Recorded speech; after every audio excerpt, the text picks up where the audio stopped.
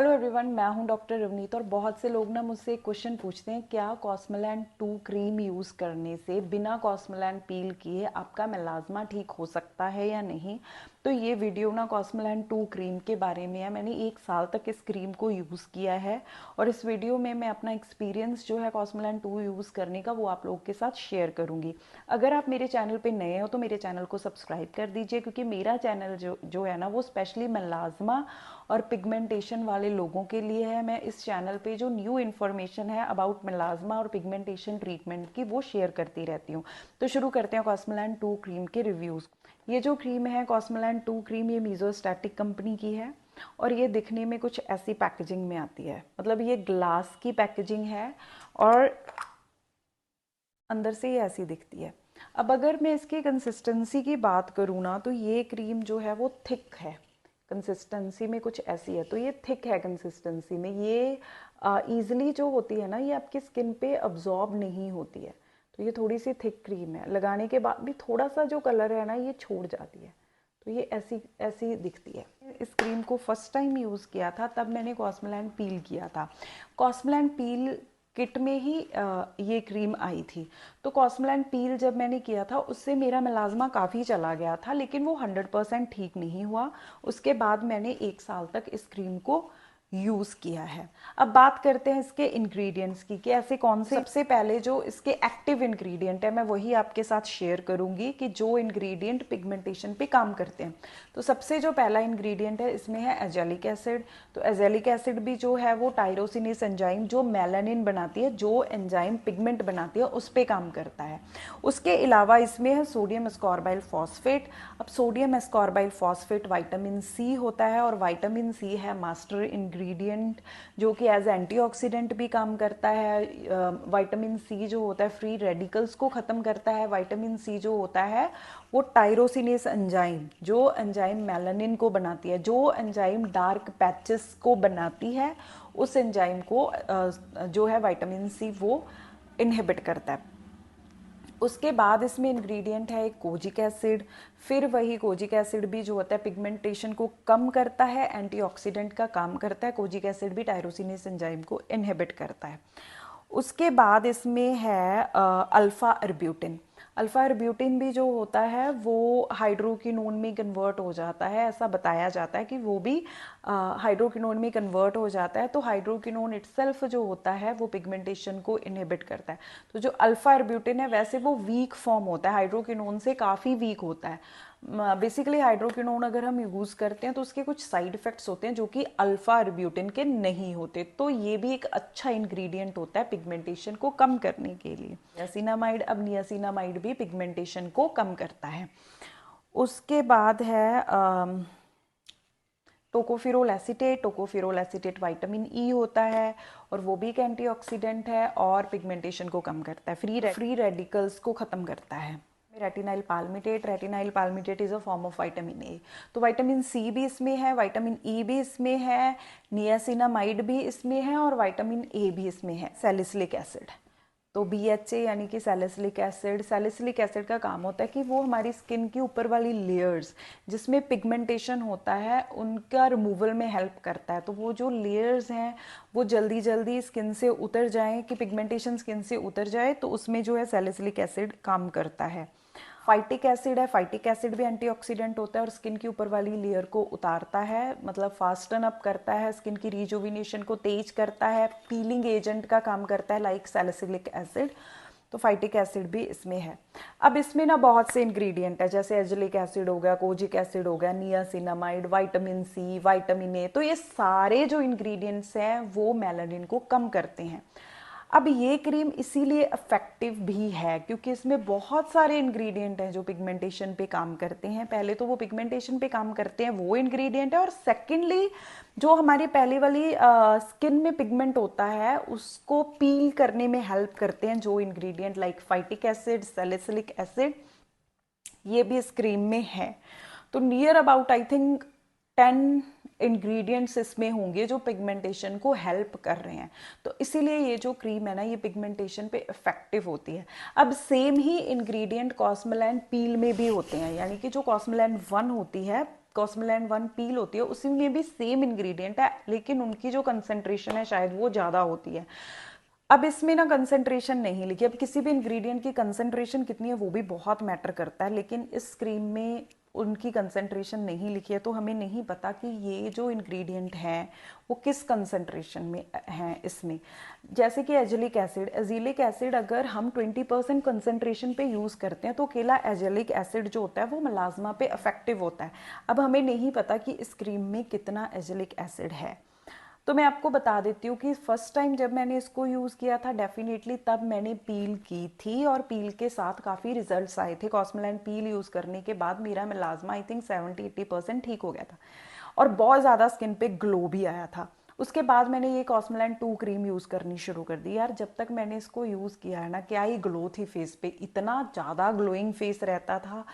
मैंने अपनी पूरी लाइफ में मेरा फेस कभी उतना ग्लो ही नहीं हुआ, इतनी पिगमेंटेशन मेरी कभी ठीक हुई ही नहीं। इस क्रीम को जब तक मैंने यूज़ किया पिगमेंटेशन कम कम कम कम कम होती रही। अगर मैं आपको ये कहूँ कि मेरी पिगमेंटेशन 100% ठीक हो गई थी, बिल्कुल 100% पिगमेंटेशन ठीक नहीं हुई थी मेरी। 90% के अराउंड पिगमेंटेशन ठीक हो गई थी। लोगों को मेरे चेहरे पे पिगमेंटेशन नहीं दिखती थी, लेकिन मुझे पिगमेंटेशन दिखती थी, वो बहुत लाइट दिखती थी। हमें तो शायद पता होता है ना हमारे यहाँ यहाँ पे पिगमेंटेशन है, तो हम उसको ऑब्सेस भी करते हैं, मिरर के सामने खड़े होकर काफ़ी देखते हैं। तो मुझे पिगमेंटेशन दिखती थी, लेकिन इस क्रीम को यूज़ करने के बाद अदरवाइज मेरा फेस जो है बहुत क्लियर हो गया था। डेफिनेटली यार ये क्रीम काम करती है, इसमें कोई डाउट ही नहीं है। कॉस्मेलैंड पील काम करती है। तो कॉस्मेलैंड पील जो होता है कि वो जब हम करते हैं जो पहले वो बहुत स्ट्रॉन्ग होती है, तो उससे जो आपकी स्किन है वो काफ़ी पील ऑफ हो जाती है। अब इतने मेलानिन इनहिबिटर्स इस क्रीम में है ना कि इससे जो है ना कॉस्मेलैंड वन यूज़ करने से एकदम से पिगमेंटेशन ठीक होने लगती है, यानी कि 60-70-80% तक ठीक हो जाती है। उसके बाद जो रह जाती है ये क्रीम ठीक कर देती है। अब अगर आप इस क्रीम को बाय करते हो तो ये क्रीम ना मीज़ोस्टैटिक कि इंडियन वेबसाइट पे आपको मिल सकता है, लेकिन मैं एक प्रोफेशनल हूँ तो मुझे ये क्रीम जो है उनके एमआरस देते हैं और डेफिनेटली ये डिस्काउंट पे मिलता है। अब आप मीज़ोस्टैटिक की जो वेबसाइट है उस पर जाके देख सकते हैं कि क्या ये क्रीम मिलती है आपको, क्योंकि उनके और दूसरे प्रोडक्ट्स जो है मीज़ोस्टैटिक के वो वहाँ पे अवेलेबल है। मैं एक प्रोफेशनल हूँ तो मुझे ईजिली मिल जाता है, कॉस्मेलैंड पैक के साथ भी मिल जाता है। आप लोग इसको चेक कर सकते हो क्या ये उन लोगों के लिए कॉस्मेलैंड 2 अवेलेबल है जो प्रोफेशनल नहीं है। अगर हम कॉस्मेलैंड की बात करें ना, तो अगर आप कॉस्मेलैंड पील कर रहे हो स्पेशली, तो आप घर पे उसको ट्राई मत कीजिए, क्योंकि डेफिनेटली वो पील इफेक्टिव है। एक स्ट्रॉन्ग पील होती है जिसमें आपकी स्किन जो है विजिबली पील होती है, और कॉस्मेलैंड पील के कुछ साइड इफ़ेक्ट्स हैं जिसमें डेंजरस साइड इफ़ेक्ट्स यानी कि इन्फेक्शंस जो स्किन में होती हैं जो फेस पे वो हो सकती हैं, बर्न्स हो सकते हैं। तो आप जो है ना कॉस्मेलैंड को अगर करना चाहते हो तो मैं आपको रिकमेंड करूंगी कि आप डॉक्टर के ऑफिस पे जाके करो। लेकिन अगर आप कॉस्मेलैंड 2 क्रीम यूज करना चाहते हो तो आप कॉस्मेलैंड 2 क्रीम अकेले क्रीम जो है वो यूज कर सकते हो। कॉस्मेलैंड 2 क्रीम आई थिंक घर पे जो है यूज करने के लिए सेफ है। अब कॉस्मेलैंड 2 क्रीम को यूज कैसे करना है? जब आपने कॉस्मेलैंड 2 क्रीम बाय करनी है, आपको इस क्रीम को अपनी स्किन पे एकदम से अप्लाई करना शुरू नहीं कर देना डेली। आपको इस क्रीम को जैसे एक दिन अप्लाई करना है, उसके बाद 2 दिन छोड़ के अप्लाई करना है। तो धीरे धीरे आपको बिल्डअप करना है, आपकी स्किन इसको अडेप्ट कर ले, आपको धीरे धीरे इसको यूज़ करना स्टार्ट करना है। तो जैसे आपने डे 1 पे यूज़ किया, उसके बाद आप 2-3 दिन छोड़ के लगा सकते हो। ऐसे आप 10-15 दिन इसको ना थोड़े गैप में लगाइए, उसके बाद आप इसको डेली यूज़ करना शुरू कर सकते हो। अब coming to the side effects of this cream, अब इतने इसमें इंग्रेडिएंट्स हैं और बहुत स्ट्रॉन्ग इंग्रेडिएंट्स हैं इसमें, तो थोड़ा साइड इफ़ेक्ट्स तो हमारी स्किन पे आएंगे ही आएंगे। तो इस क्रीम के साथ आपकी स्किन विजिबली पील होगी, उतनी पील नहीं होगी जितनी कॉस्मेलैंड 1 के साथ होती है पील के बाद, लेकिन फिर भी इससे आपकी स्किन पील होगी। मेरी स्किन जो थी ना माउथ एरिया पे काफ़ी पील होती थी। आपकी स्किन पे रेडनेस हो सकती है, ज़्यादातर लोगों की स्किन पे रेडनेस होती है क्योंकि इसमें इंग्रेडिएंट्स ही ऐसे हैं। अब सेकंड साइड इफेक्ट होता है बर्निंग सेंसेशन, थोड़ी थोड़ी बर्निंग सेंसेशन भी आपको स्किन में फील होनी शुरू हो सकती है। उसके बाद इसमें आपको इचिंग भी हो सकती है इस क्रीम को यूज़ करने के बाद, लेकिन ये कोई भी साइड इफेक्ट ऐसा नहीं है जो परमानेंट हो। इसमें कोई भी टॉक्सिक इंग्रेडिएंट नहीं है, ऐसा इंग्रेडिएंट नहीं है जिसके कि लॉन्ग टर्म हमारी स्किन पे साइड इफेक्ट्स हो, जैसे स्किन थिन हो जाती है, कई इंग्रेडिएंट्स ऐसे होते हैं जैसे स्टीरॉइड्स, उनसे स्किन थिन हो जाती है। तो ऐसा कुछ हमारी स्किन पे इस क्रीम को यूज़ करने के बाद नहीं होता, तो लॉन्ग टर्म साइड इफ़ेक्ट्स नहीं होते हैं। इसके ना कुछ अच्छे इफ़ेक्ट्स भी होते हैं, जैसे मेलानिन तो ये कम करता है, पिगमेंटेशन तो आपकी काफ़ी हद तक रिड्यूस हो जाएगी। उसके बाद आपकी ना स्किन स्मूथ हो जाती है, क्योंकि स्किन काफ़ी रिजुविनेट करती है फास्ट, तो स्किन जो है वो ग्लोइंग हो जाती है इसको यूज़ करने के बाद। स्किन जो है वो स्मूथ हो जाती है, और जो एक्ने होते हैं, किसी को छोटे छोटे एक्ने होते हैं, तो वो एक्ने भी इसके साथ ठीक हो सकते हैं, क्योंकि इसमें ना 2-3 इंग्रेडिएंट्स ऐसे भी हैं, जैसे रेटिनॉइड्स इसमें हैं, एजिलिक एसिड इसमें है, और सैलिसिलिक एसिड इसमें है। तो ये इंग्रेडिएंट आपके एक्ने पे भी काम करता है। ओवरऑल जो है ये क्रीम बहुत अच्छी है, अगर आप चाहो तो इसको यूज़ कर सकते हो। अब आपकी पिगमेंटेशन अगर इस क्रीम से नहीं ठीक होती तो उसके भी बहुत से और रीज़न है, कि अगर आपकी पिगमेंटेशन एपिडर्मल नहीं है, वो डर्मल है, डर्मल पिगमेंटेशन होती है जो काफ़ी डीप जा चुकी है, तो डीप है, तो वो शायद इस क्रीम के साथ ना जाए, क्योंकि जो क्रीम्स, जो टॉपिकल इंग्रेडिएंट्स होते हैं वो डर्मल पिगमेंटेशन पे कम काम करते हैं।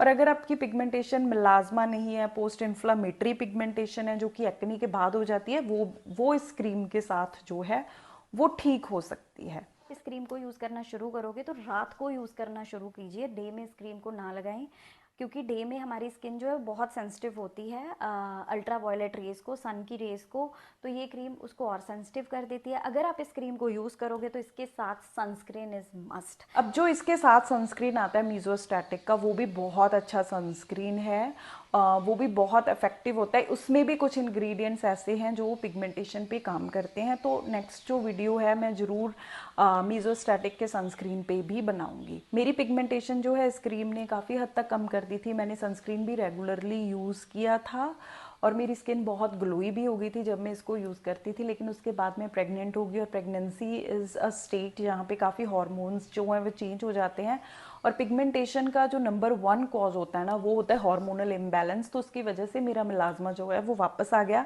अब जब मैं ब्रेस्ट फीडिंग बंद कर दूंगी तो definitely I will try Cosmelan 2 cream, and I will also try Cosmelan peel once again. लेकिन फिलहाल मैं कुछ ऐसे इंग्रेडिएंट्स यूज़ कर रही हूँ जो मार्केट में न्यू है फॉर पिगमेंटेशन ट्रीटमेंट, तो उनसे भी मेरा मिलाजमा जो है कम हो रहा है, जो कि ब्रेस्ट फीडिंग में सेफ होते हैं। तो I will share with you people that ingredients also. Melasma pigmentation के बारे में अगर आपका कोई भी क्वेश्चन है तो आप मुझसे पूछ सकते हो। अगर आप चैनल पे नए हो तो चैनल को सब्सक्राइब जरूर कीजिए, क्योंकि इससे मुझे और वीडियोस बनाने की मोटिवेशन मिलती है।